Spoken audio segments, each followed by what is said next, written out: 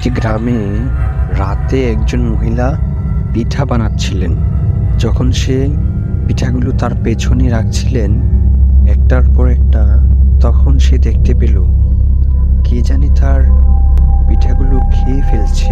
তখন তার মনে একটা বুদ্ধি আসলো।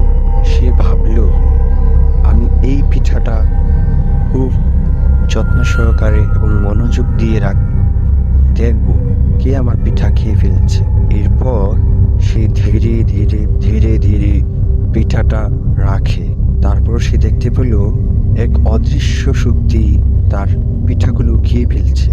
পরে সে একটি বুদ্ধি আঁটল।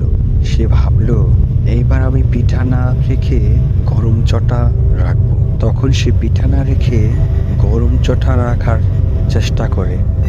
যেমনি ভূতটি তার হাত দিয়ে পিঠাটি নিতে যায়, তখনই মহিলাটি গরম চটা তার হাতে লাগিয়ে দেয়।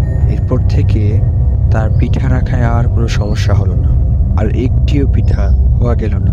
পরের দিন সন্ধ্যায় সে দেখল তার রান্নাঘরের পাশে একটি কাক মৃত অবস্থায় রয়েছে। এ থেকে সে বুঝতে পারল আসলে ভূতেই তার পিঠাগুলো খেয়ে ফেলছিল।